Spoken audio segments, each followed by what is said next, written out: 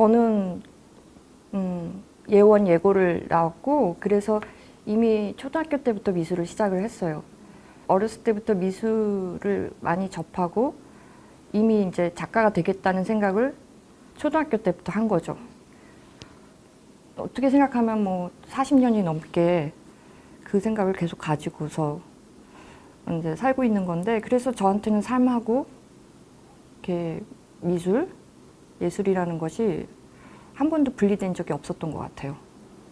저한테 가장 큰 영향을 미쳤던 거는 책을 많이 읽었던 것 같아요. 몸이 그렇게 건강하지 않았기 때문에 늘 이제 학교에서 돌아와도 너무 지치니까 이제 맨날 누워서 책 보고, 그래서 초등학교 때 책을 많이 읽었어요. 그래서 뭐 지금 생각해 보면 초등학생 수준에서는 조금 어려울 수도 있는 그런 책들을 많이 읽었고, 그러니까 어떻게 사는 게 좋을 것인가 이렇게 생각을 했던 것 같아요. 지금도 기억에 남는 거는 초등학교 6학년 때 나르치사 골드문트란 책을 헤르만 헤세 거를 읽었는데, 거기서 이제 두 가지 캐릭터가 나오죠. 인물이 나오는데, 수도원에서 살아가는 사람이고, 수도원에서 이제 학생으로 있다가 수도원을 벗어나면서 인생의 여러 가지 이제 고비를 겪고 예술가가 돼서 나중에 이제 병들고 지치고 늙고 이래서 이제 다시 수도원으로 돌아오는 그런 삶을 살았는데, 그 책을 읽으면서 어떤 삶이 제가 가야 할 삶인가를 고민했던 것 같아요. 한 가지를 되게 이렇게 추구하면서 가는 삶도 매력적인 것 같고, 약간 방탕스러운 것 같지만 이렇게 삶의 여러 가지를 겪으면서 사는 삶도 되게 매력적인 것 같고, 그때부터 나는 예술가가 돼야겠다 생각을 했던 것 같아요.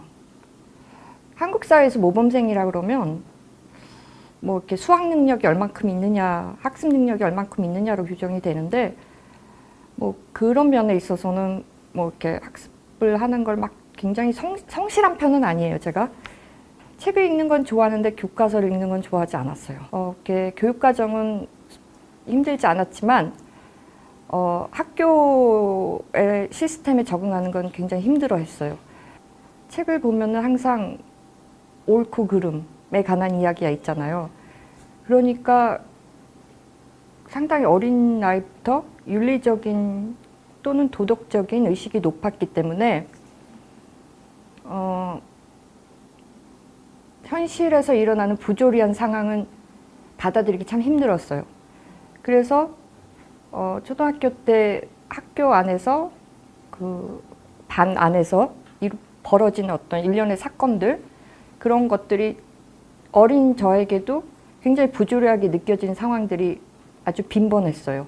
저한테 되게 인상 깊었던 책이 사람은 무엇으로 사는가라는 책인데, 그거를 읽고 그때는 이해를 하지 못했어요. 뭐 그 이야기 뭐 이제 천사가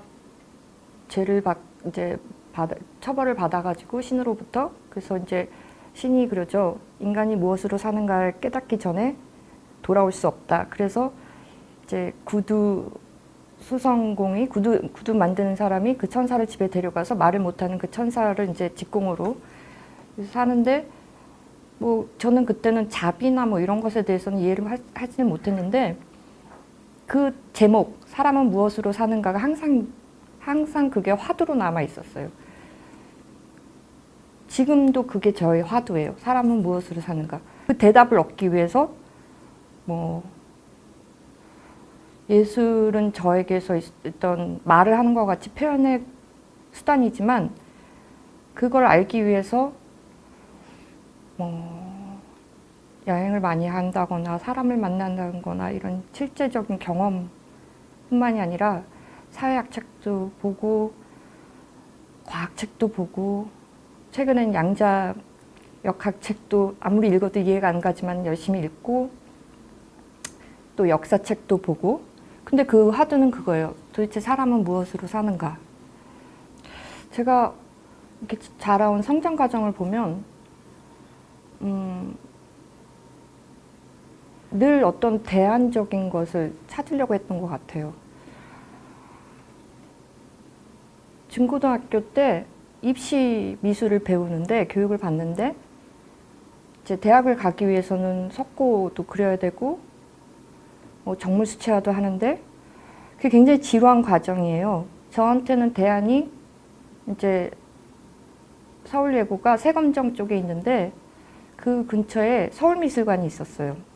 그래서 이제 고등학교 때 수업을 끝나면 그 미술관에 자주 갔었어요.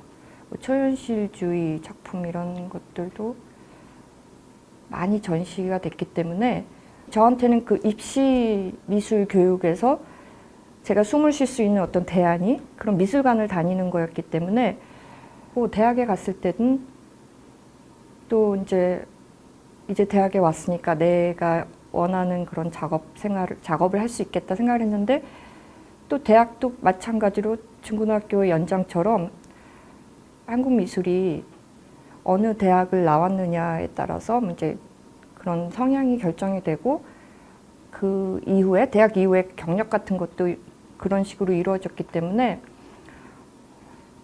조금 진부한 말로 하면 화풍이라는 게 있었죠. 그래서 그런 화풍을 중시 여기고 그것에 이제 부합하지 못하는 경우에는 심리적인 압박감 같은 게 좀 존재했던 것 같아요. 그에 반해서 저는 또다시 이제 그런 상황들이 되게 부조리하다 생각이 들었기 때문에 이제 그거에 대한 대안적인 부분을 찾으려고 했던 것 같은데 지금 생각해 보면은 제가 할 수 있었던 것이 되게 미비했던 것 같아요. 하지만 이제 한 가지 예를 들자면 당시에 이제 추상 미술이 굉장히 지배적인 양식이었고 학교 안에서 요구되는 이제 감히 요구되는 말이라는 이제 단어를 쓸 수 있을 정도로 굉장히 억압적으로 추상 미술을 장려하고 있었어요. 근데 저는 그 당시에 추상이라는 개념을 잘 이해를 못했어요. 왜 추상을 해야 되는지도 모르겠고 추상화의 과정이 어떻게 이루어지는지도 모르겠는데 표현적인 추상을 해야 되는 이유를 알 수가 없고 그 이유를 알 수 없었기 때문에 할 수가 없었어요. 그래서 이제 제가 할 수 있는 다른 작업을 했었죠. 그리고 그에 대한 상당한 억압을 느꼈던 것 같아요. 그 학교에서 이루어지는 어떤 예술 양식이 있기 때문에 그것을 각각의 개인으로 들어간 학생들이 받아들이고 그걸 따라야 된다는 것이 상당히 부조리하잖아요. 근데 그거는 예술 학교의 문제가 아니라 한국 사회의 문제였던 거죠. 그런 사회적 분위기가 예술대학 안에서조차도 오히려 70년대보다 80년대 때 그게 더 강했던 것 같아요. 교수님들은 당연히 이제 추상 작품을 이제 권하시고 그러니까 저는 대학원을 진학을 계속 할 수도 없었고 서양화를 전공했었는데 그쪽에서 이제 받아들여주지도 않고 그리고 이게 전부일까? 이게 정말 이 세상에서 이게 다인가?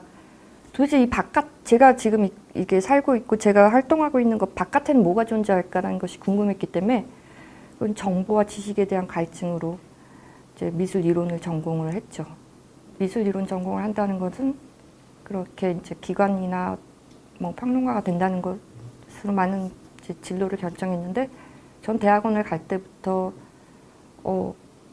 호기심에 의해서 갔기 때문에 대학원을 다니면서도 한 번도 이제 작업을 그만두겠다고 생각을 해본 적이 없어요.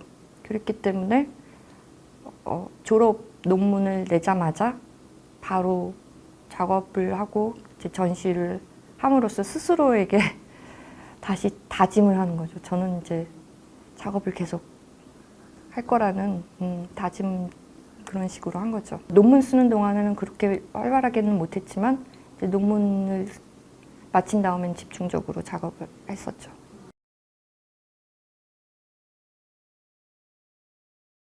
저희 대학 다닐 때는 또 미술 서적을 대학마다 판매를 하러 다니시는 분이 계셨는데 그때 많이 가지고 다니면서 소개를 했던 것이 독일 추상 표현주의 그런 거였어요. 신추상. 그래서 그 인간의 감정적인 것을 많이 이제 극단적으로 좀 표현하고 과장적으로 표현하는 그런 사조였고, 저는 사실 그런 것에 대해서 많이 동조를 했던 것 같아요, 심리적으로. 그래서 그 당시 작업 저도 이제 상당히 어둡고 좀 감정적인 표현. 근데 그 내용은 역시 이제 어떤 갈등 같은 거, 사회 안에서 개인들이 갖게 되는 소외라든가 갈등이라든가. 그렇지만 그것이 굉장히 모호했죠. 뭐 이렇게 어떤 그걸 다루는, 그 주제를 다루는 그 깊이에 있어서는 상당히 모호하고 그다지 깊지는 않았던 것 같아요. 표현도 되게 러프하고. 그 당시만 해도 뭔가 내가 이거를 어떻게 나 자신을 객관화시켜가지고 그걸 볼 수 있는가, 이렇게 좀 합리적이고 이성적인 방법을 찾기보다는 감정적으로 이제 이렇게 스스로 좀 보호 장벽을 쳤던 것 같아요. 그래서 거대 서사를 믿지를 않았어요. 어떤 그런 거대 서사라는 것에 대해서 불신이 있었어요. 그렇기 때문에 오히려 더 개인적인 것에 대해서 천착을 하게 됐고, 상당히 이제 찾아보면 저 당시 뭐 이렇게 실존주의적 사상 책도 그런 걸 많이 봤어요. 뭐 프랑스 작가들 뭐 까미라던가 뭐 그렇죠, 그르니에라던가 뭐 그런 실존주의는 어떻게 보면 개인적인 이제 유닛으로 시작을 하잖아요.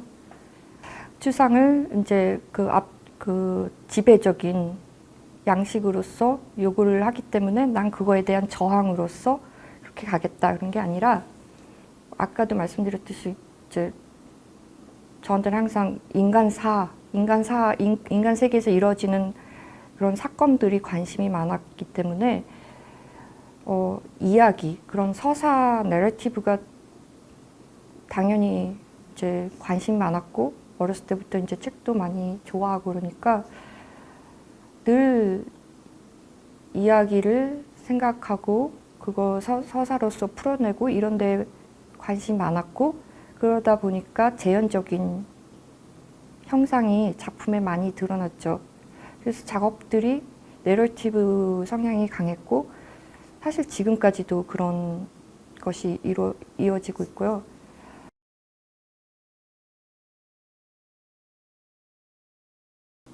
제가 내러티브와 그 이야기를 좋아하다 보니까 영화를 많이 봤어요.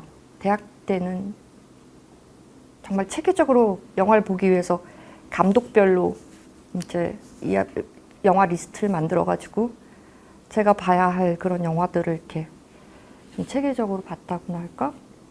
그러면서 영화를 해야겠다, 그렇게 생각을 했어요. 뉴욕에 간 김에 영화를 해야겠다. 그러다 보니까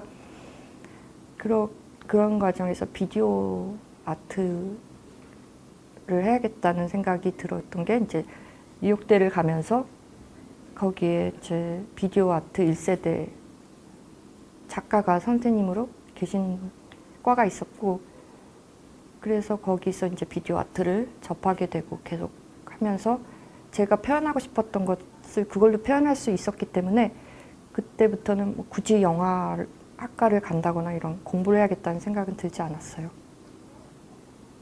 뉴욕은 그 당시에는 지금보다도 훨씬 더 많은 그런 예술적이나 문화적인 측면에서 굉장히 많은 일들이 벌어지고 있었던 시기고, 늘 뭔가 이렇게 보아야 할 거라든가 이런 것들은 충분했죠. 전시라던가 뭐 공연이라던가. 젊은 이제 나이니까 그런 자극들이 굉장히 신선하고 재밌고, 그래서 많이 그런 것들을 경험을 하러 다녔었는데 그럼에도 불구하고 왜 이제 타국에 가서 그 실존적으로 느껴지는 어려움이 있잖아요. 외로움이라던가 그런 부분들이 작업에서 많이 이제 나왔던 것 같아요. 네. 어느 땐가 작품을 이제 학생들 작품을 이렇게 한 학기 동안 했던 거를 보시더니 하셨던 말씀이 이번에 이 학생들 중에서 몇몇의 학생들이 이렇게 머리에서 작업을 하는 데서 넘어서서 가슴으로 작업을 하는 단계에 이르렀다는 얘기를 하시더라고요. 그래서 그 말이 되게 기억에 남았어요. 근데 무슨 뜻인지 알 것 같았어요. 이렇게 진짜 이 작업 뭐 스마트해라던가 그것만이 아니라 거기서 어떤 트랜센던스, 다른 차원으로 넘어가는 예술이란 건 그런 건 것 같았어요. 그래서 뭐가 좋고 이렇게 되게 멋있게 다루고 이런 게 아니라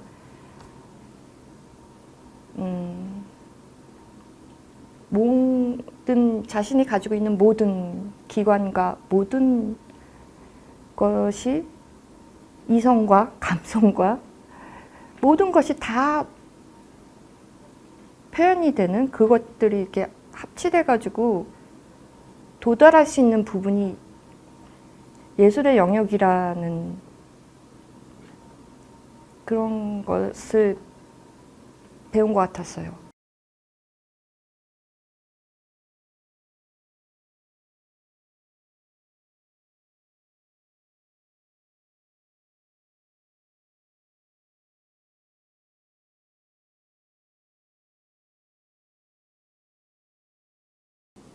한 가지는 실존적인, 아까도 말씀드린 것처럼 실존적인 것에 대한 관심이 많았다 그랬는데 실존적인 것은 사실 삶, 죽음 그거잖아요. 그리고 그 중간의 과정.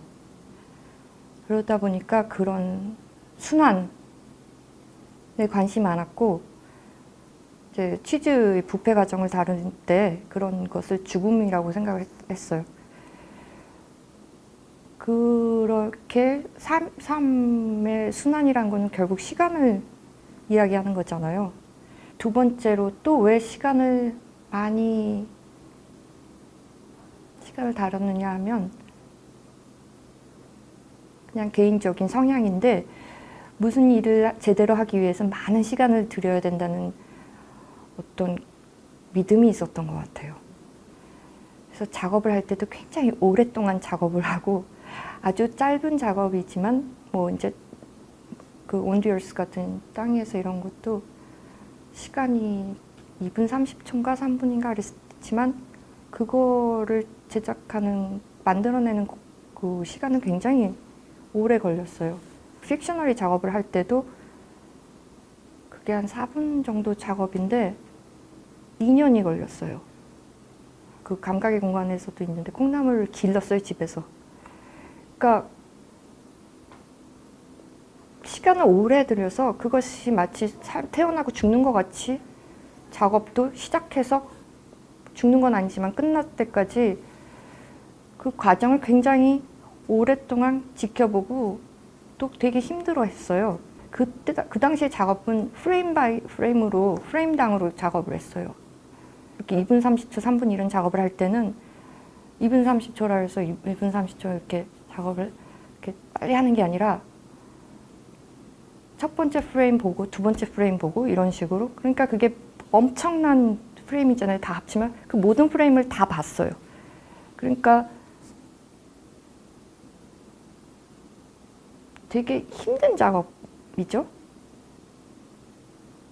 그런데 그런 것이 작업이라고 하는 과정이라고 생각을 했던 것 같아요. 그렇게 뭔가 모든 걸 다 쏟아야 육체적으로도 견딜 수 없는 정도의 상태가 돼서 탈진이 되면 그러면 내가 뭔가 최선을 다한다는 느낌? 그리고 뭔가 이렇게 처음부터 끝까지 거기에 완전히 몰입했다는 느낌? 그래서 그런 식의 작업을 했던 것 같아요. 예. 그래서 이제 클로즈업을 많이, 그러다 보니까 이제 되게 가깝게 미시적인 시각을 갖고 있고, 그 이유가 뭐였을까요? 바깥 세상은 너무 크고, 제가 어떻게 할 수도 없고, 잘 모르겠고, 믿을 수도 없고, 거대한 서사들은 상관이 없는 것 같고, 제가 통제할 수 있거나 제가 알 수 있는 거는 굉장히 작은 그런 제 앞에 있는 가장 작은 그런 세상이라던가 저 자신이라던가 제가 느끼는 감각이라던가 그런 것들이었겠죠. 그 감각이 시각을 통한 거라던가 촉각 아니면 미각, 후각 이런 거겠죠. 그 당시 작업들이 이제 제 인식의 과정에서 감각을 통한 감각기관을 통한 인식 대상을 인식하는 것이 상당히 중요하다고 생각을 했기 때문에 감각의 공간이라는 작업을 이제 제작하게 되었고, 그 작업이 이야기하고 있는 것은 내가 본다는 것이 무엇이고, 그리고 냄새를 맡거나 맛을 보거나 그렇게 감각기관을 통해서 제가 인식하는 것을 관객이 그 작품을 보면서 같이 느낄 수 있길 바랬어요. 그랬기 때문에 어떻게 하면은 관객이 이 작품을 볼 때 저하고 같은 선상에서 그것을 볼 수 있을까? 그래서 여러 가지 이제 장치를 했죠. 가령 이제 미각에 관한 이야기를 할 때는 카메라 앞에 이런 음식을 이제 갖다 댐으로써 실질적으로는 아니지만 마치 관객 자체가 그 음식을 대하고 있는 것 같은 그런 앵글을 사용을 한다던가, 이제 상처라는 작업에서도 그런 생각이 이어져서 그 당시에 어떤 제 몸의 상처에서 나는 피와 그리고 생선을 이미지를 두 가지를 같이 병치해서 작업을 했는데, 어떻게 보면 그거는 이제 언어적인 거였죠. 피 비린내하고 사실 생선의 비린내는 다르잖아요. 그러니까 직접적인 내가 맡는 그런 비린내로 따진다면 다른 냄새인데, 우리가 딱 이렇게 봤을 때 피에서 느껴지는 비린내라는 그런 단어, 언어적인 그런 부분과 생선에서 느껴지는 비린내라는 것을 같이 병치시킴으로써 사람들이 어떤 것을 생각을 할 수 있을까, 어떤 인식을 할 수 있을까라는 어떤 궁금증에서 두 가지 이미지를 같이 병치시킨다던가 그런 식으로 감각에 대한 이야기를 많이 다뤘고, 그 관심이 그런 거였고, 제가 세상을 인식하는 방식도 그런 감각 기관을 통한 거였어요. 그 작업들이 거의 다 그랬어요. 제가 알 수 있고 인식할 수 있는 대상이 되게 작았기 때문에, 몬디얼스가 사실은 무슨 땅에서 촬영한 것 같지만 제가 만들어 놓은 환경에서 스튜디오 안에서 촬영을 했기 때문에 그때 시각도 전부 다 클로즈업으로 굉장히 가깝게 촬영이 됐었고, 그리고 어떤 쾌감 같은 것도 있었던 것 같아요. 클로즈업 된 앵글에서 대상을 뷰파인더를 통해서 봤을 때 저를 압도하는 어떤 그런 대상이, 제가 무라일체라고나 할까? 제가 거기에 완전히 이렇게 동일시 된다는 느낌이 저한테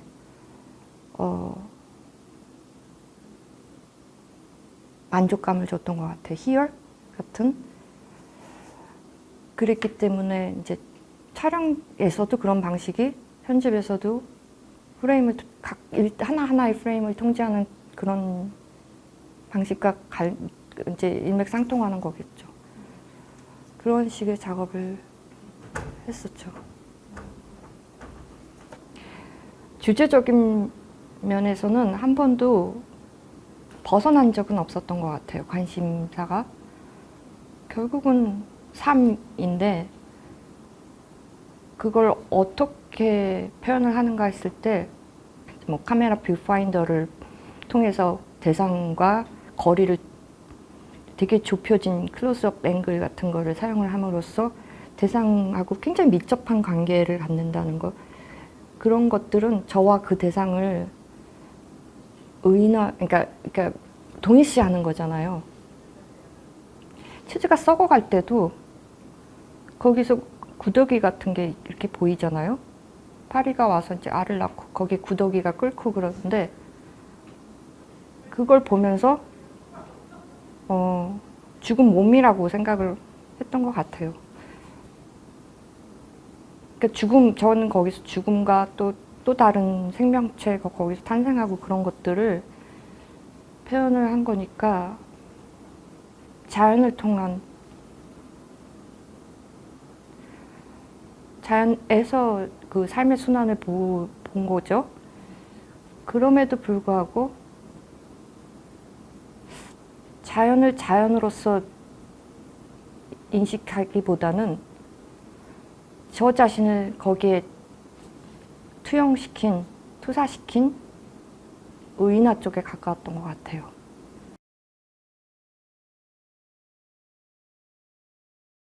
제가 한국에 다시 돌아오게 된 시기가 2002년이었고 초반이었고, 그 전까지는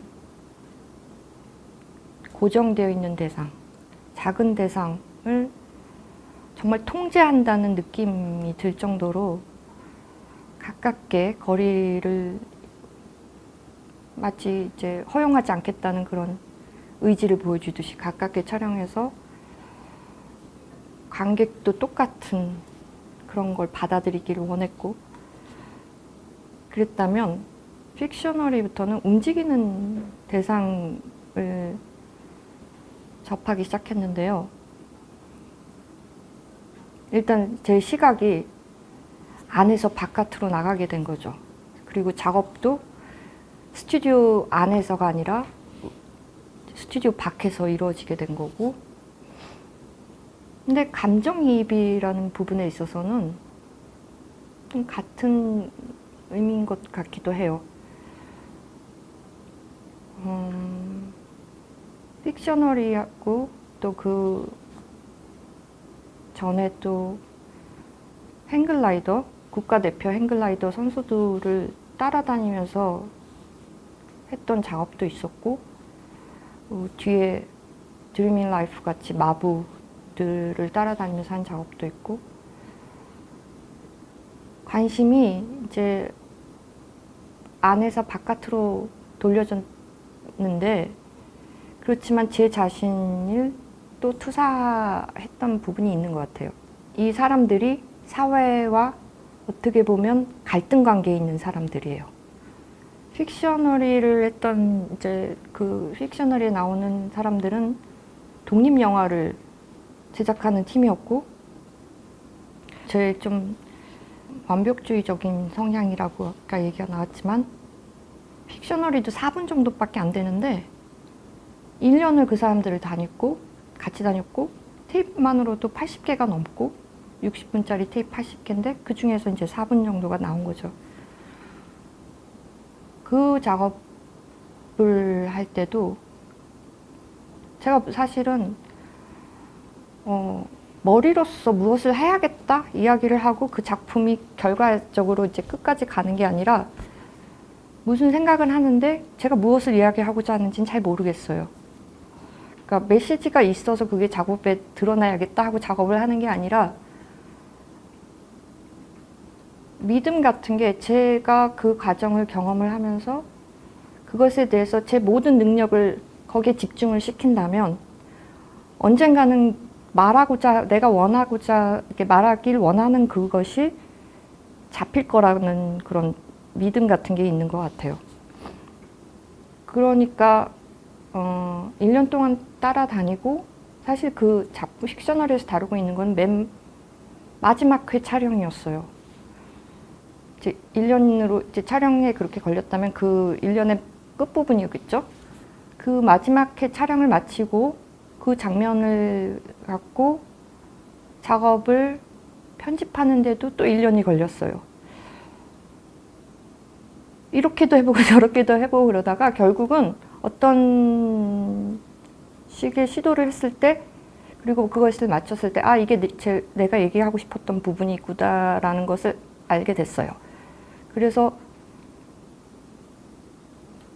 그 부분, 그래서 시간이 오래 걸리는 것일 수도 있을 것 같아요. 이제 사회의 어떤 사각지대에 있는, 뭐 그렇다 해서 그게 완전히 경제적인 것만이 아니라 뭐 어떤 사람 자기 개인의 예술적 환상이 사회의 지배적인 문화와 합치되는 그런 선상이 있지 않을 경우 스스로 자신의 예술적 환상을 꺾어야 되는 상황인 거잖아요. 근데 그것을 밀고 나가겠다 생각할 때 어떤 겪게 되는 갈등의 상황 같은 것들을 저 자신의 상황하고도 같이 생각할 수도 있고, 그것이 투사된 것일 수도 있고, 그런 대상들을 찾아서 작업을 했던 거죠.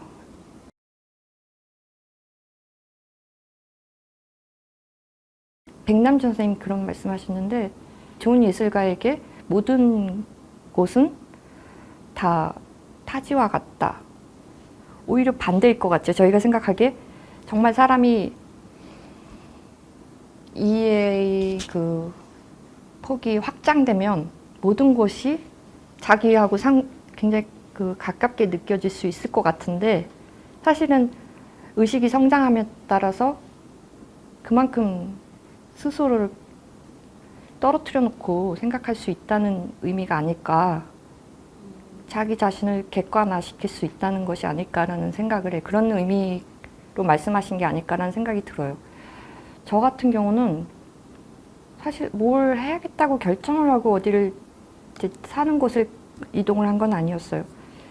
그 당시에 적합한 곳이었기 때문에 그곳으로 가서 살게 되고, 뭐 그러다 보니까 미국에서도 살고 중국에서도 살고 네덜란드에서도 살고 터키에서도 살고 그렇게 됐었는데, 생활이나 삶에서 이유가 있었던 거지 제 작업을 위해서 뭐 예술을 위해서 그곳으로 가겠다라고 생각했던 건 없었던 것 같아요. 근데 그렇게 돌아다니면서 제가 지금 생각을 해볼 때 얼마나 제 자신을 객관화시키고 그 맥락 속에 위치시킬 수 있었을까 생각을 해보면 그런 부분은 좀 잘 모르겠어요. 그다지 그걸 확실히 인지하고 있던 상태는 아닌 것 같아요. 특히 언어가 소통이 되지 않는 중국에서 살거나 뭐 그랬을 때 언어를 이해하지 못할 때 언어가 굉장히 컸던 것 같아요. 저는 미국에 갔을 때 사실 문화적인 충격이 그렇게 크진 않았어요. 한국은 미국 문화에 굉장히 영향을 많이 받는 국가이고 문화권이고, 이후에 유럽에 갔을 때 느꼈던 문화적 충격이 훨씬 컸어요. 미국에 가서 처음에는 이제 언어적인 부분에 있어서 힘들었지만 그들의 삶이 제가 느끼는 삶과 그렇게 다를 거라고 생각하지 않았어요. 중국에서 1년 동안 살면서 했던 작업에는 분명 저희와 같은 아시아 문화권인데 언어가 소통이 되지 않았기 때문에 저한테 그 사람들이 그냥 타자였던 것 같아요. 그리고 비슷한 데서 오히려 차이를 많이 느낀다 그러잖아요. 그러니까 비슷한 부분이 있으면 거기서 더 차이를 찾아내려고 하잖아요. 중국에서 살면서 느꼈던 거는 개개인이 아니라 제가 했을 때 오히려 그 드리밍 라이프 했을 때 그 미국 문학 또는 아일랜드에서 온 사람 이런 미영 문화권의 사람들에게서 느꼈던 개인 대 개인으로서가 아니라 중국에서 했던 작업을 보시면 이게 집단으로서의 그들을 대하고 있다는 그런 시점이 느껴지실 거예요. 저한테 이제 두 가지 요소가 언어가 소통이 되지 않고 그리고 비슷한 듯한데 너무 다른 사람들. 그렇기 때문에 훨씬 더 타자성을 느꼈던 것 같아요. 중국에서의 경험은 그런 거리가 더 멀어졌기 때문에 집단으로 보게 됐고 사회로서 보게 되었어요. 그래서 그 느낌이 전체적으로 들어오게 됐죠. 그래서 중국이라는 사회가 어떠한 상황에 처해 있고 어디로 향해 가고 있고 그리고 지역에 가보면 한국에서 경험했던 70년대 경험했던 그런 환경 같은 것을 많이 목격할 수가 있었기 때문에 저한테는 과거에 봤던 현상들이 중국에서 어떤 지역에서는 그게 목격이 되고 또 대도시로 가면 마치 지금 지구상의 어떤 그 메트로폴리탄에 가도 목격될 수 있는 현상들이 같이 있고 그것이 동시대에 벌어지고 있다는 것이 그게 가장 흥미로웠어요. 뭐 50년, 100년의 시간이 압축돼가지고 압축되다 못해 동시에 보여질 때 이 사람들은 도대체 이러한 변화를 어떻게 소화시킬 수 있을 것인가 라는 것이 궁금했고 기억의 허상 같은 작업들이 그런 주제로서 만들어지게 됐고 뭐 10 to 3 같은 경우도 그런 작품이죠. 많이 다니려고 했던 이유는 그런 부분이었던 것 같아요. 제가 처음부터 사람은 무엇으로 사는가 다시 원래의 주제로 돌아간다면 호기심과 그리고 마땅히 알아야 한다.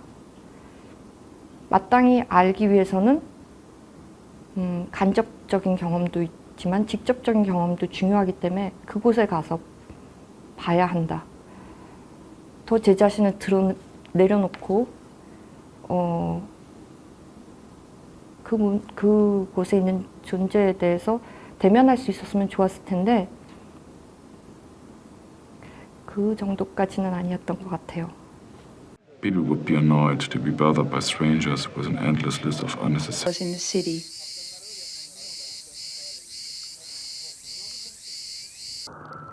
He lost all his inherited wealth and honorable family name.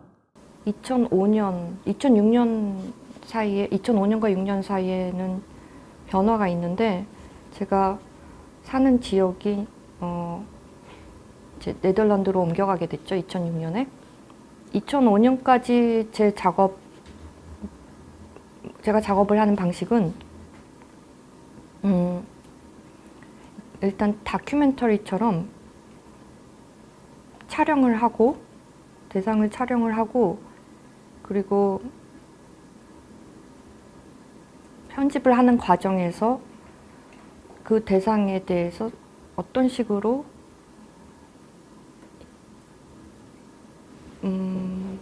이야기를 해야 될 것인가를 결정을 했다면 그런 방식에서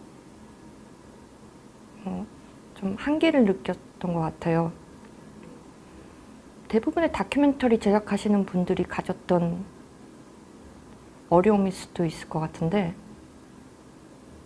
뭐 이게 범죄 고발도 아니고 대상을 섭외하고 그 사람들에게서 인터뷰나 이런 걸 통해서 이야기를 하다 보면 관계가 형성이 되게 되고 그 관계 속에서 윤리적인 책임을 느끼게 됐고 그 대상을 어떤 식으로 바라봐야 될까 그리고 내가 서 있는 지점은 어디인가를 결정지어야 되는데 가령 내가 이 사람을 대하면서 그 사람을 평가할 수 있는 것인가 그 사람의 삶에 대해서 내가 어떻게 이야기를 할 수 있는 것인가 그 사람과 사회가 맺고 있는 관계를 보여주면서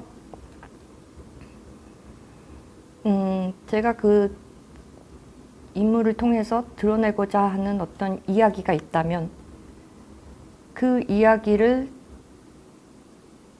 하기 위해서 그 사람을 작품 안에 내가 원하는 방식으로 위치시키는 것이 독단적이거나 비윤리적인 것이 아닐까라는 고민을 하게 됐어요.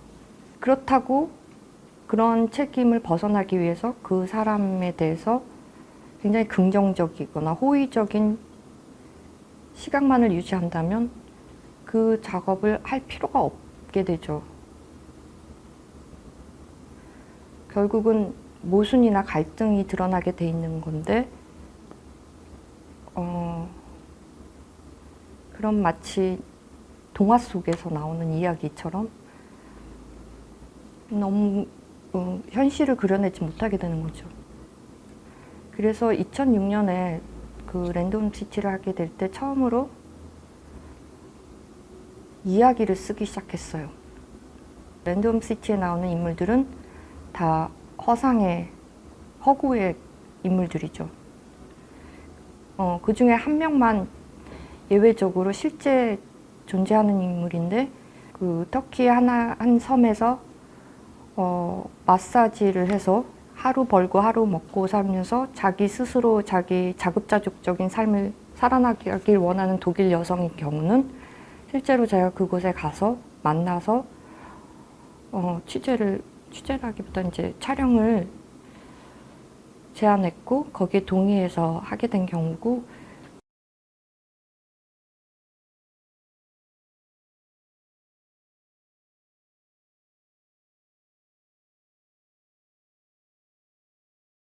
그 인물을 둘러싸고 있는 이제 캐릭터와 그리고 그 다른 에피소드에서 나오는 인물들은 다 허구의 인물들이죠.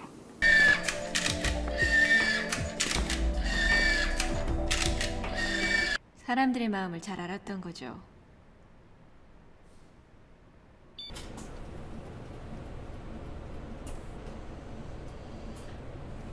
시나리오를 처음 쓰기 시작하면서 그걸 완성을 시키고 그 다음에 뭐 촬영을 하고 그런 과정으로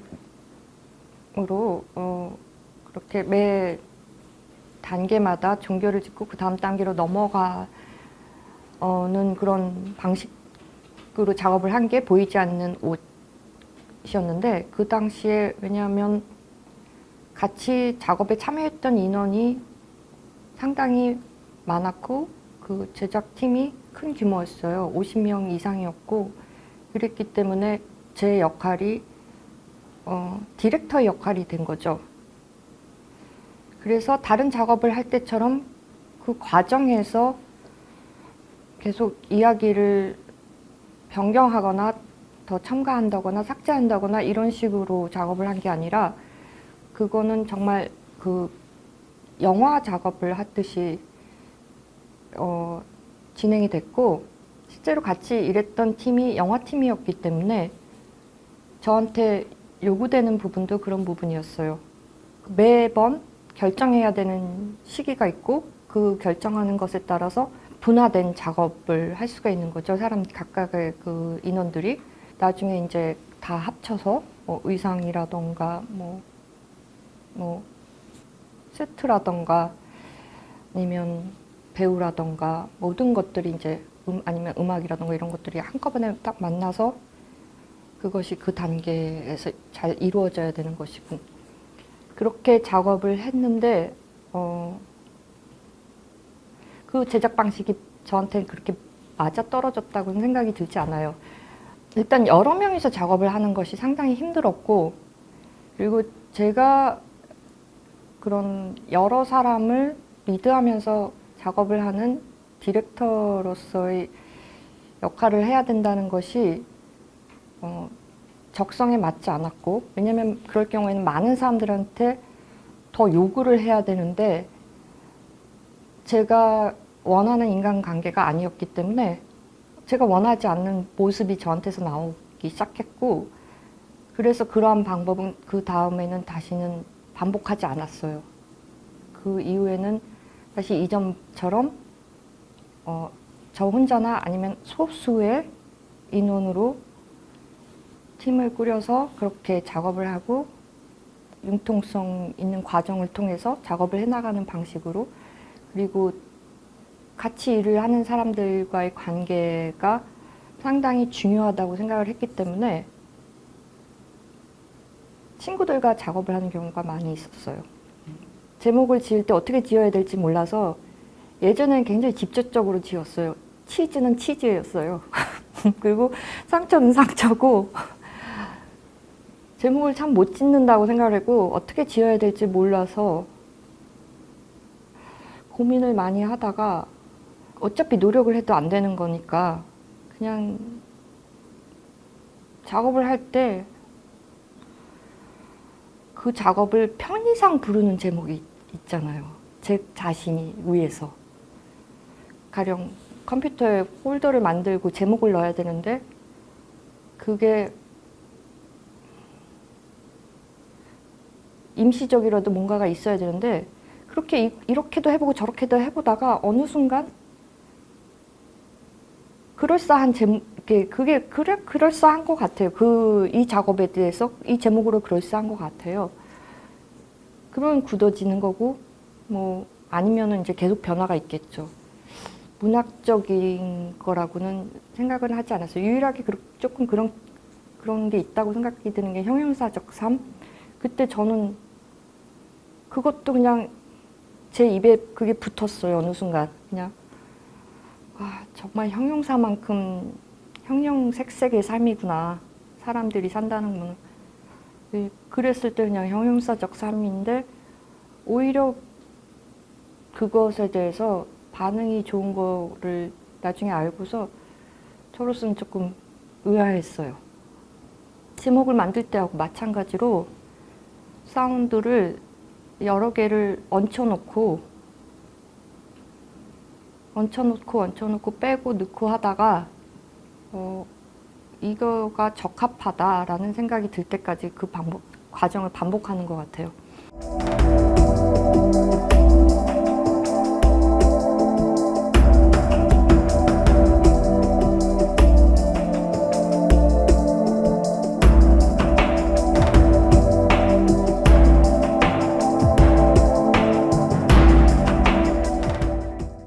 사실은 다른 분한테 사운드를 같이 작업을 하면은 굉장히 좋겠지만 한 번도 그렇게 성공을 해본 적이 없어요.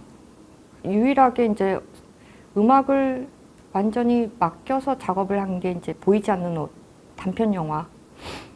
그 작업에서는 음악을 하시는 분이 작곡을 하셨고,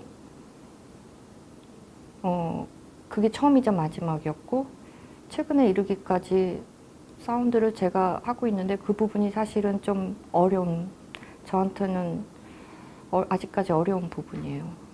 보이지 않는 옷이 단편 영화 형식을 가지고 있는데 그 작업을 했을 때 그런 식으로 이제 영화 팀을 구성해서 작업을 했고, 그 이후로는 그런 식으로 작업을 하진 않았죠. 그러니까 넌센스 팩토리 같은 경우는 실제로 처음 시작했을 때 이제 시나리오를 쓰는 것부터 시작을 했지만 그것이 보여진 방식은 미술관에서 설치 방식이었기 때문에 좀 다른 형식이라고 할 수가 있고, 그리고 넌센스 팩토리에서 주도적인 영상 작품으로 들어갔던 것은 사실 파운드 후티지였어요. 그거는 생활의 달인 팀에서 받은 이제 500편, 1000편에서 500편 추렸고, 그리고 나중에 이제 최종적으로 100편의 영상을 편집 전의 영상으로 후티지로 받았기 때문에 그걸 제가 원하는 그런 시점으로 편집을 다시 해서 그거를 작업으로 했기 때문에 넌센스 팩토리만을 위해서 굉장히 큰 규모의 어떤 제작이 필요하진 않았어요. 퍼포먼스 영상을 제외하고는 네, 다 이렇게 소규모로 이루어진 제작이죠.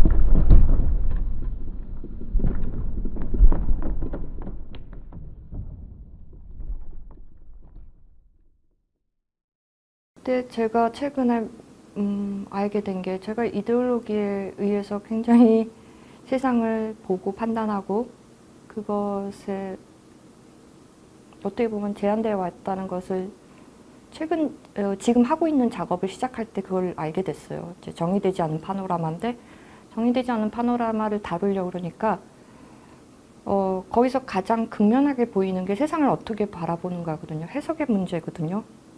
그걸 표현을 해야 되는데 그러다 보니까 세상을 제가 어떻게 바라보는가 그대로 나오는 거예요. 작품에서. 작품을 해놓고 보니까 제가 어떻게 바라보는지를 알게 됐어요. 이제 극명하게. 그전처럼 이제 우회적이거나 은유적으로 드러나는 게 아니라 정말 그 한 명 한 명의 거기 작품에 드러나는 인물들이 어떻게 행동하느냐가 제가 어떻게 세상을 바라보느냐에 의해서 제가 그렇게 연출을 하고 그 위치를 시킨 거니까요. 그러면서 세계의 구조를 드러내고 있는 거기 때문에 한눈에 이 작가가 어떻게 세상을 보고 해석하는가를 보여주는 건데 그렇게 봤을 때 많은 부분에서 이데올로기적인 성향을 갖고 있고 그 관점으로 세계를 해석하는구나라는 거를 극명하게 깨달았어요. 그거에 대한 어떤 리플렉션,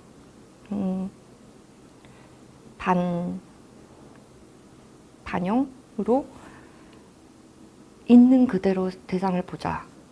이데올로기를 넘어서자. 그것이 저한테 지금 화두예요. 초콜릿 헤드 작품을 할 때만 해도 그건 예술계의 제도에 관한 거고 예술계 안에 권력을 다루고 있는 건데 이곳 저곳을 여행하거나 아니면 예술가로서 활동을 할 때 예술 제도의 실정이 현상이 가장 두드러지는 게 그 권력 관계였어요. 근데 그건 예술 안에서뿐만 아니라 인간이 만든 모든 제도, 그 제도가 지금 현 시대에 어떤 식으로 이루어지고 있는가와 같이 가고 있는 거죠. 그렇죠? 사회의 다른 부분에서 볼 수 있는 다른 공무원 세계도 마찬가지일 거고 학교 안에서도 마찬가지일 거고 근데 제가 가지고 있는 성향상 늘 무엇이 부조리한가 무엇이 모순되는가 이런 것들이 늘 이제 제일 먼저 그것에 대해서 예민하게 반응을 하기 때문에 예술계 안에서도 문화 권력이라는 것에 대해서 많이 시선이 가게 됐어요.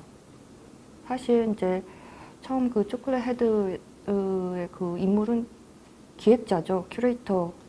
어떤 이제 기획자가 있는데 그 기획자가 권력을 갖고 있는데 그 권력은 어디에서 오는가.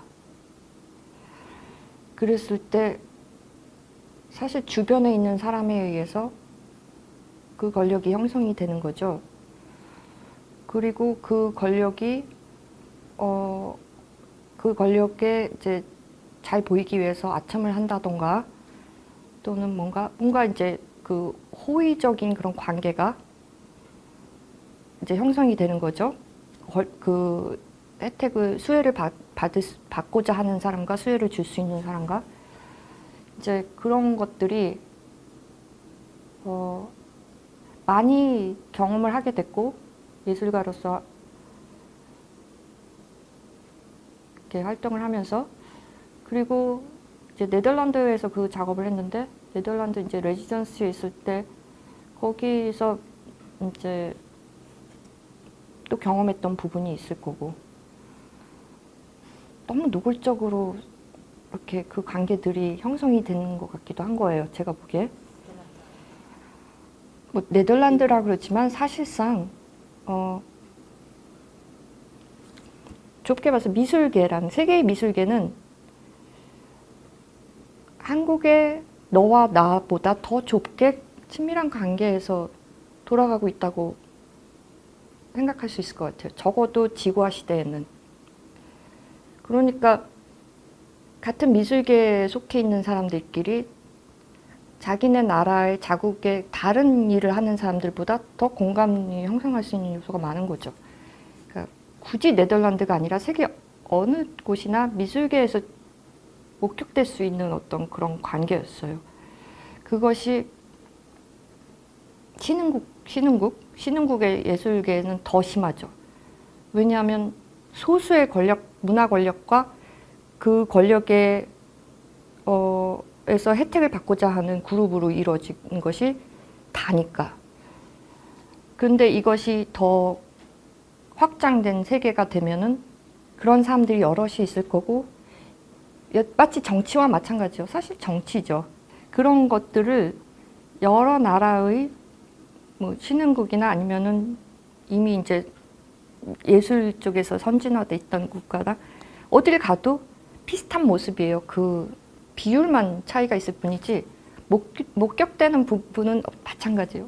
중국에 가서 본 것도 마찬가지고 미국에서 본 것도 마찬가지고 좀 더 세련되냐 아니냐의 차이죠.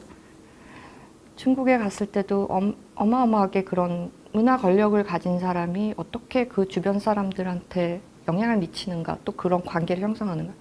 또 이제 미국이나 뭐 네덜란드 이런 데서도 마찬가지니까 늘 목격되는 그런 것이 아마도 또 제가 그런 식으로 봤기 때문에 그런 부분도 있겠죠. 그런 것을 이제 표현을 할 때 초콜릿을 사용해서 초콜릿으로 그 두상을 만들고 퍼포머들이 그 두상을 가지고 행위하는 건데 그때도 어떻게 해달라고 얘기하지는 않았어요. 뭔가를 상황은 만들어 놓는데 그 다음에 벌어질 상황은 잘 모르겠어요. 근데 그 댄서들이었는데 그 사람들이 자신들도 어떻게 해야 될지 몰랐는데 어떻게 해야지 카메라 그 뷰파인더 안에 자신들이 많이 노출되는지는 알 수 있는 거죠. 두상이 가운데 있으면 위치하고 있으면 두상을 두고 뭔가를 그러니까 행위를 해야지만 더 주목을 받을 수 있는 거잖아요. 그러다 보니까 작업을 하면서 자기들끼리 어떤 그런 경쟁 의식이 생겨서 어떤 사람은 더 과한 행동을 하게 되고 그런 경쟁을 못 견뎌하는 사람은 뒤로 물러나 있고 그것으로 좋겠다고 생각을 했어요. 그거는 이제 처음부터 끝까지 촬영을 하면서 촬영을 하는 중에 아 이것이 내가 하고 싶었던 이야기구나라는 거를 그 자리에서 알 수 있었어요. 그리고 편집을 할 때 그거를 뒤로 돌려서 이 사람들이 처음에는 뭐 그 초콜릿을 핥거나 애무를 하거나 애정을 보이다가 나중에 이제 점점 과격해지면서 이걸 이제 파괴하기까지 하는데 이걸 이제 이렇게 시간을 리버스를 시켜서 오히려 이 사람들이 점점 이것을 권력이란 것을 만들어가고 있는 듯한 효과를 주게 되죠, 나중에. 그러면서 그것으로 됐다라는 생각이 들 정도로 굉장히 마음에 드는 그런 작업으로서 끝난 것 같아요.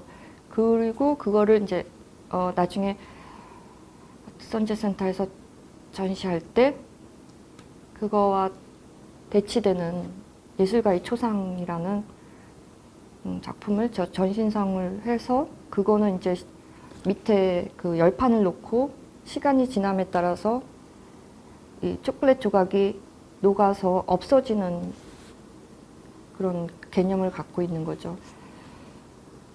초콜릿이 되게 매력적인 물질인데 보면 사람들이 그것을 가지고 그냥 가진 않죠.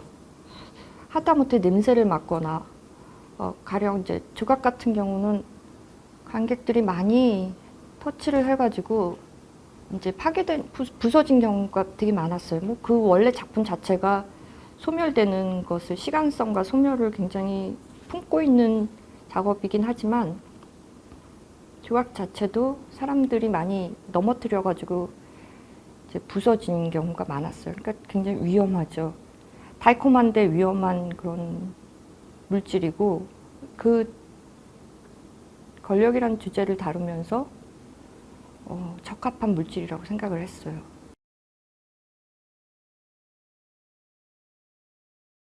새의 시선은 사실 그거는 이제 외부에서 두 가지 그 시점인데 외부에서 그 비둘기들을 촬영한 부분과 비둘기에 카메라를 달아서 비둘기가 본 시점처럼 마치 그렇게 보여지는 이렇게 화면이 두 개가 이렇게 두 가지 세 개로 보여졌는데 그거는 사실 한 번도 자기 목소리를 낼 수 없었던 어떤 주체들에 관한 이야기였어요.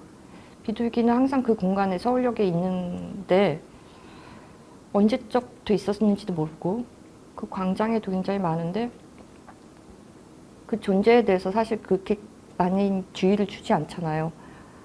그런 존재들은 목소리를 가지고 있지 않는 존재로 생각이 들어서 아니면 목소리가 있어도 목소리를 낼 수가 없는 것으로서 생각이 들어서 그래서 그 작품은 사운드가 없어요. 그리고 이제 극명하게 그냥 시각이 아니라 시점의 대비로만 두 개의 세계를 표현한 거고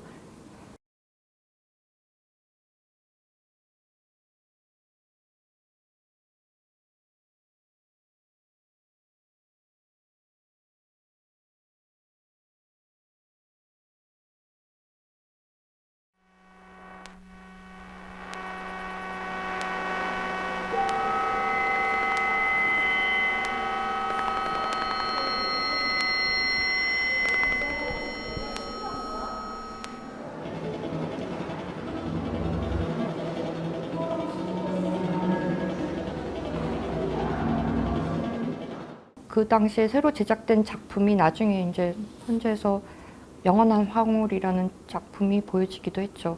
뭐 드리밍 라이프 세 개의 채널을 옆으로 수평적으로 병치함으로써 동시대에 다른 공간에서 사는 사람 이야기를 다루고 그 다음에 트랜짓 라이프는 수직으로 해서 배 안에서 1층, 2층, 3층으로 해서 사회의 권력 관계를 보여줬다면 이 작업은 듀얼로서 개념을 잡아서 두 개의 세계라는 것이었어요.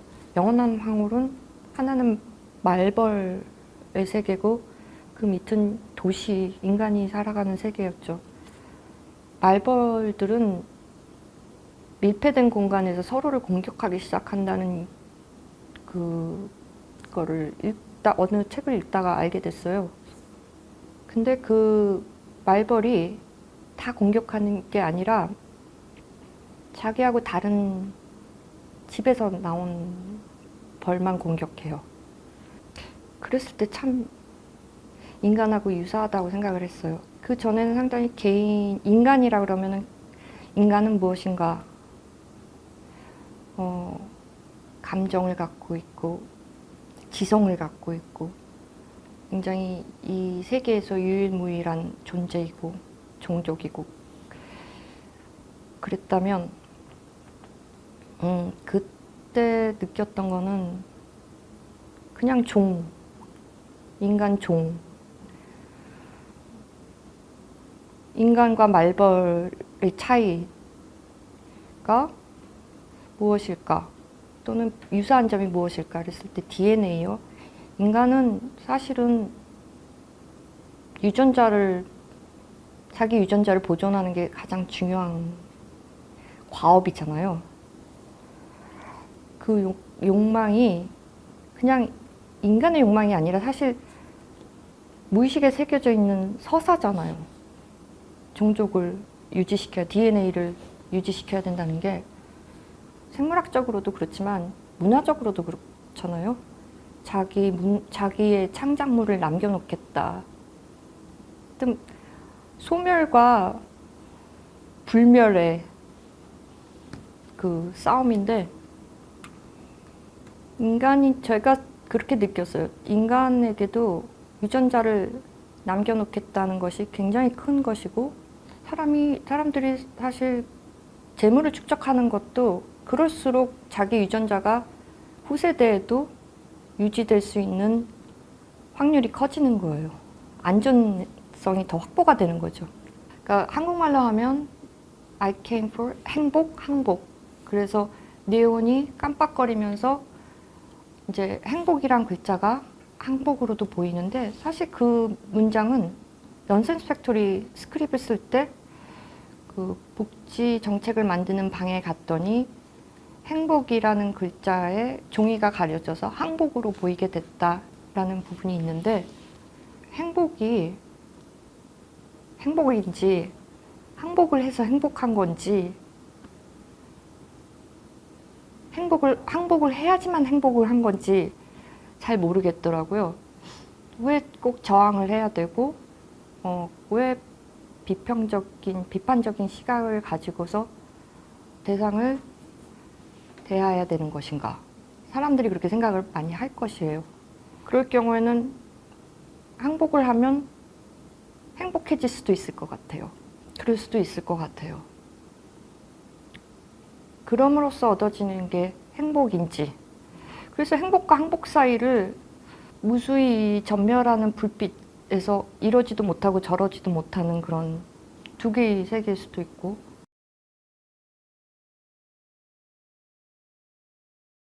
제가 사용하고 있는 어떤 형식적인 부분에 대해서 무엇이라고 이름을 붙여야겠다는 것이 아직 생각나지 않았어요. 이 작업을 장기 프로젝트로 생각을 하고 있는데, 2018년에 처음 시작을 했고 2018년, 19년, 2년에 걸쳐서 이제 버전업을 해가면서 정의되지 않은 파노라마를 진행하고 있는데, 이 작품은 제가 해석하고 있는 세계를 보여주고 있죠. 화면 안에 이곳저곳에 사람들이 배치되어 있어요. 근데 그 사람들이 이 평면에서 그냥 어떤 하나하나의 요소로서 구성되어 있다는 것과 다르게 구축의 개념으로서 생각을 하고 있어요. 구성과 구축은 사실 추상 미술에 있어서 표현을 할 때 칸딘스키나 이런 사람들의 구성을 많이 이제 했다 그러면 화면에 여러 가지 뭐 선, 면, 점이 이렇게 구성되어 있다 이렇게 표현할 수 있겠죠. 구축이란 말이 나오는 건 컨스트럭티비즘, 러시아 아방가르드 중에 구축주의가 있는데, 이거는 순수하게 어떤 이미지의 요소들, 점선, 면과 같은 것들을 사용해서 이미지를 만들어냈다는 것이 아니라 현실 세계의 리얼리티를 어떤 식으로 추상화시켜서 점선, 면으로서 구축하는 거의 의미예요. 그래서 구성과 구축은 상당히 다른 의미죠. 구성이 미적인 과정이라고 생각한다면, 구축이란 건 좀 더 제 생각에는 리얼리티에 관한 이야기인 것 같아요. 제가 초기에 이제 인터뷰 초반에 대학을 다닐 때 추상을 이해하지 못했기 때문에 할 수가 없었다는 말씀 드렸는데, 이제 점차 저는 추상을 이해를 하기 시작한 것 같아요. 추상의 개념을. 추상의 개념은 이제 결국 형이상학에 관한 이야기잖아요. 그랬을 때 제가 작업을 하는 방식이 추상화의 과정이라는 것을 깨닫게 됐어요. 그래서 대상을 보고 대상에 대해서 제가 가지고 있는 모든 것을 동원해서 그것을 파악하고자 하는 거죠. 그래서 저희가 가지고 있는 동물적 감각 또는 이성, 감성, 직관 모든 것을 이용을 해서 그 그 대상을 파악하고자 하고 그것에 대해서 인식하고 사유해서 제가 얻게 된 제 나름대로의 결론이 있을 거예요. 그런 리얼리티라고 하죠. 그런 리얼리티를 머릿속에 가지고 있어요. 그것이 저에게는 추상화된 리얼리티예요. 제가 붙인 용어로서는 앱스트랙 리얼리티라고 그랬는데 그냥 저는 앱스트랙 리얼리티라 해서 추상화된 리얼리티라고 제 스스로 그걸 명명했어요.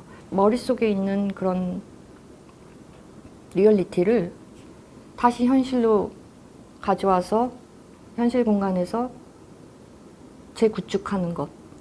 그것이 저한테는 예술 작품을 이제 생산해내는 창작 과정이라고 생각을 해요. 모든 작업에서 그런 과정을 알고 있을 때 의식하고 있지 않을 때도 그런 과정을 겪었던 것 같아요. 그것이 때로는 굉장히 그거를 도달할 때까지 시간이 오래 걸리기도 하고 그래서 가령 비디오 작품인데도 잠같이 현실에서 일어날 수 있는 일이죠. 어떤 사람들은 그렇기 때문에 이 작업이 이제 어떤 재난의 상황에서 사람들이 대피소에서 사람들이 지내고 있는 걸 촬영한 것이다. 이렇게 얘기를 하기도 해요. 왜냐하면 현실에서도 보이게 되는 상황이니까. 하지만 그 작업을 할 때는 재난의 상황이 이제 일어난다면 사회 시스템 안에서 그 사회 시스템이 제대로 역할하지 못할 때 그 안에 구성원인 개인들, 사람들은 어떤 형태를 띠게 되는가라는 것을 했을 때 실제적으로 일어났던 사건에서 그걸 경험을 했고 그것에 대해서 생각을 하면서 체육관을 사회 시스템의 어떤 상징으로서 체육관을 제시한 거고 그 안에 있는 사람들의 무기력하게 잠에 빠지는 것으로서 그 시대에 제가 느꼈던 사회의 모습을 표현하고 있는 거죠. 그것이 제가 얘기하고 있는 추상화된 리얼리티의 가장 명확한 예일 수도 있을 것 같아요. 그렇기 때문에 지금 하고 있는 작업도 저한테는 하나하나의 이미지를 콜라주 했다는 것보다는 이 하나하나의 이미지가 가지고 있는 원래의 맥락이 있을 거예요. 그 맥락들에서 그 요소들을 이끌어와서 새로운 무대 위에다가 배치시킴으로써 재구축을 한 거죠. 이제까지 쌓아온 작업의 방식이자 아주 사소하게 말할 수 있는 제 미학이라고 할 수 있을 것 같은데 앞으로 그것을 어떻게 더 진행을 시킬지는 좀 더 생각을 해봐야지 될 것 같아요. 최근에 제가 무슨 생각을 했냐면 제가 요즘에 역사책을 읽고 있는데 이제 작업을 하다 보니까 그 작업을 지탱하기 위해서는 알아야 되는 부분이 있는데 역사책을 읽는 이유는 역사를 알기 위해서가 아니라 관점을 어떻게 가져야 되는가 라는 것 때문에 역사책을 읽기 시작했어요. 역사관에 대해서 역사가가 가지고 있는 관점에 관해서 이제 에드워드 칼 역사란 무엇인가 라는 책이 있죠. 근데 놀랍게도 이제 중국에서는 사마천이 역사서 사기를 쓸 때 여러 편을 냈어요. 6편인데 표라는 거는 연대기 순으로 이제 역사를 만든 거고 또 뭐 본기 여러 가지가 있는데 권력자 황제, 진시황 같은 황제를 중심으로 쓴 역사 그게 있고 황제 말고 각 지역의 제후들을 중심으로 쓴 이야기가 있고 열전은 또 여러 명의 어떤 위인들을 중심으로 썼는데 그만큼 역사라는 건 어떤 관점을 가져야 되는가를 이야기하고 있는 힘든다는 이야기를 하는 것 같아요. 그러니까 이렇게도 들어가 보고 저렇게도 들어가 보고 개인으로도 들어가 보고 이렇게 함으로써 입체적으로 다를 수가 있다는 거죠. 근데 제가 하고 있는 작업이 이거는 어떻게 관점을 가져야 되는가. 근데 제가 가지고 있는 관점이 되게 평면적이라는 생각이 들었기 때문에 입체적인 시점을 이제 갖기 위해서는 역사가들이 보는 관점에 대해서 들여다봐야 될 필요가 있겠더라고요. 넌센스 팩토리 작업을 할 때 그게 2010년부터였는데 사실 그 이전부터 해가지고 드리밍 라이프 또는 트랜짓 라이프 이런 작업을 할 때만 해도 제가 중요하게 생각했던 개념은 개인, 그리고 집단, 그리고 사회였어요. 그리고 넌센스 팩토리 할 때는 좀 더 사회를 들여다보고 개인들은 여전히 저한테는 개인의 개념은 굉장히 중요하지만 그래도 사회 속에 속해 있는 어떤 존재들이죠. 사회적 존재들이죠. 그런 식의 관점을 가졌는데 그것이 2000년의 초반에서 2010년대까지 그렇게 되고 2010년부터 넌센스 팩토리로 이어져서 최근 2018년 정의되지 않은 파노라마 시작하기 전까지 그런 넌센스 팩토리 작업이 제가 이제 가지고 있었던 입장인 거죠. 태도인 거죠. 2010년 이후에 넌센스 팩토리 작업과 그것이 조금 더 구체적으로 된 것이 슬립 같은 경우는 실제적으로 일어났던 현상에 관한 이야기를 하는 거잖아요. 그 현상을 통해서 사회를 들여다본 거잖아요. 그러니까 저한테 더 구체적인 것이죠. 그 잠을 했을 때 그것이 어떤 계기가 됐던 것 같아요. 그 사건도 저한테 큰 영향을 미쳤고 그 이후로 예술이란 게 무엇일까, 예술적 실천이란 게 무엇일까에 대해서 더 많이 생각을 하게 된 것 같아요. 이전에 물론 이제 사회에 대해서 이야기를 하고 사회 비평적인 어떤 작업을 했지만 제 작품이 사회적 자본이라는 것은 그렇게 깊이 생각하지 않았던 것 같아요. 작업을 하고 그것이 어떤 생산물이 돼가지고 다른 사람들에게 영향을 미칠 수도 있는 것이고 그런 부분을 좀 더 냉철하게 생각하게 된 것 같아요. 예술가가 작업을 하는 행동은 자기 만족이라고 생각을 해요. 마치 이제 해야만 하는 것처럼 그것이 만족감을 주기 때문에. 그렇지만 그거와 떠나서 당장 내일 더 이상 작업을 생산하지 않는다 하더라도 이제까지 작업이 크건 작던 간에 사회적 자본으로서 남을 것이고 그것이